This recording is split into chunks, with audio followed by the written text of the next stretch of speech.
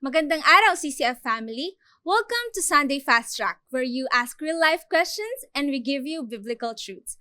Ako po si Jeryl Orgasan mula sa Elevate Exalt Ministry at kasama po natin ang ating pong speaker na si Paul De Vera upang sagutin ang inyong mga katanungan. Magandang araw po, Brother Paul.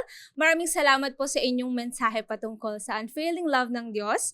At para po sa ating unang katanungan, paano po ba natin matutulungan ang mga tao na bumalik sa Panginoon kung sa kanila pong pag-iisip ay pinabayaan na sila ng Diyos dahil sa masasamang nangyari po sa kanilang buhay?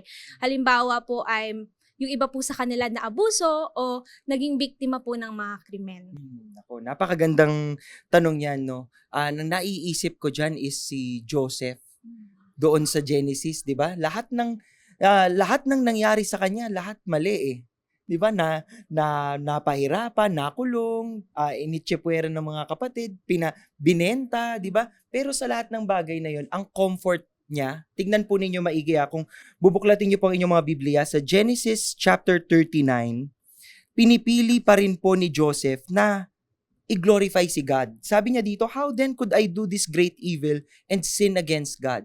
Pinipili po niya ang Panginoon. At anong sukli nun? Maraming beses po ninyong mababasa sa buhay ni Joseph that the Lord was with Joseph. Ang benepisyo po ng taong nakasuko sa Panginoon is that whether you go through valleys or trials or testing, yung mga paghihirap na yan, hindi ka dumadaan dyan mag-isa. So kung ikaw gusto mong i-comfort yung mga taong may ganitong pinagdaraanan, dumaan sa krimen, dumaan sa pasakit, dumaan sa pang-aabuso, ang assurance sa kanila ay ito. Hindi kayo mag-isa nung kayo ay dumaan sa pagsubok na yan. Marahil ang pakiramdam mo wala si Lord, pero God can create beautiful things out of the dust. And He is able to redeem even the darkest days of our lives. He works all things together for the good. At kung tiwala ka sa kapangyarihan ng Panginoon, alam mo na sa likod ng lahat ng paghihirap, may liwanag na naghihintay sa'yo. At yun yung kailangan natin. Point them to the light of Christ because Christ is able to overcome all obstacles. Maraming salamat po. Bali po yung question number 2 po natin is parang follow-up question lang po siya. So, kasalanan po ba o mali po ba na makaramdam tayo ng pagkakadismaya po sa Panginoon? And paano po ba natin ipaprocess ang mga ganitong nadarama natin na pagkadismaya po? Ayan. Kapag tayo dumadaan sa mga nakakadismayang mga events no sa buhay natin, remember the Psalms of Laments or the Songs of Laments. Katulad po nito, sinulat ni David to ang Psalm 6. Sabi niya, "Heal me, O Lord, for my bones are dismayed, and my soul is greatly dismayed. But you, O Lord, how long? Return, O Lord, and rescue my soul. Save me because of your loving kindness." Nagmamakaawa siya kay Lord eh. Sa mga panahon na tayo po ay dumadaan sa paghihirap, you call out to God. God is able to hear you. God is able to respond to your distress calls. And when you do that, kahit hindi pa magbago yung sitwasyon, yung puso mo nagbabago. Tingnan mo sa Psalm 6, ang ending nun, "The Lord has heard my supplication. The Lord received my prayer." May confidence ka. Kasi alam mong si Lord nakikinig sa bawat panalangin at sinasamahan ka niya kahit dun sa madidilim na part ng buhay mo. So your confidence should be in God.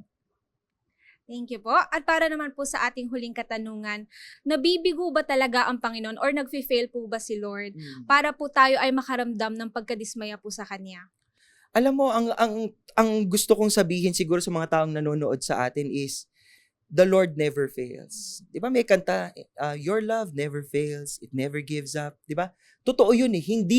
Hindi napapatid at hindi nagmamaliw yung kabutihan, kapangyarihan ng Panginoon. Pero pag tayo'y dumadaan sa mga kahirapan o problema, tatandaan nyo ho, hindi nyo ho isisisi kay Lord yan. Pag binuklat nyo ang Biblia nyo sa Romans, no? Ang sabi po dito sa Romans, sabi dyan, "Even though they knew God, they did not honor Him as God or give thanks. But they became futile in their speculations and their foolish heart was darkened." Ang problema po natin ay hindi masama si God na pinagdadaanan natin to. Ang problema natin, yung puso natin, hindi na po proseso yung mga pagsubok na meron tayo.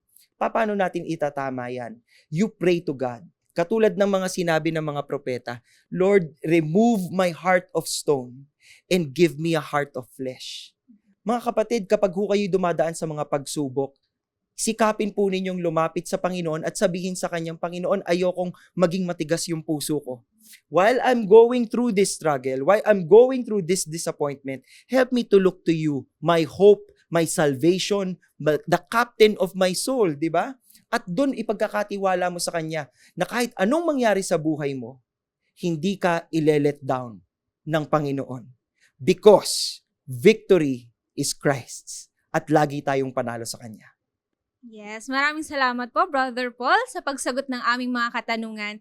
Isang mabilis na paanyaya bago po tayo matapos, sama-sama po nating parangalan ng ating pong mga nanay sa susunod na Sabado at Linggo, May 11 and May 12.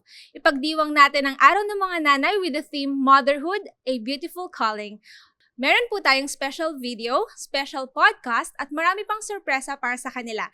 Kaya tayo po ay magsama-sama at ipagdiwang po natin ang araw na ito with our family and friends. And that's it for our Sunday Fast Track. God bless everyone.